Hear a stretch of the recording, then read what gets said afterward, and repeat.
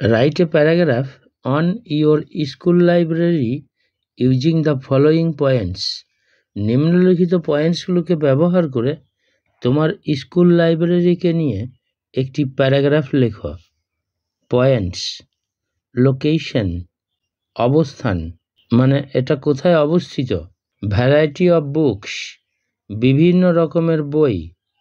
Weekend library classes, সপ্তাহের library ক্লাসগুলো। Facilities of borrowing books on different subjects, বিভিন্ন বিষয়ের ওপরে বই তোলার সুযোগ সুবিধা। বেনিফিটস, উপকারিতা। আমি প্যারাগ্রাফটা পড়ছি।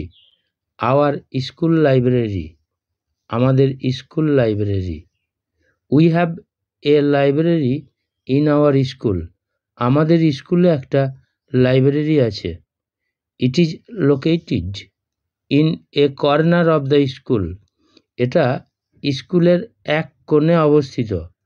দেয়ার are different books on various subjects, এখানে বিভিন্ন বিষয়ের ওপরে বই আছে।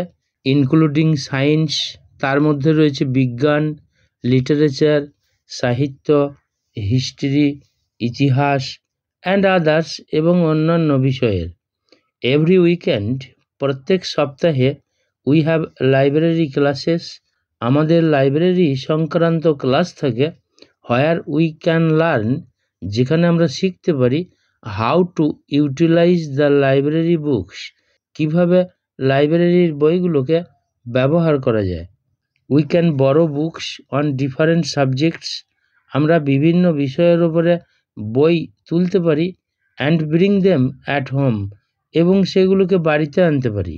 দি students who are unable to buy books, স্টুডেন্টসরা যারা বই কিনতে হয় অসমর্থ।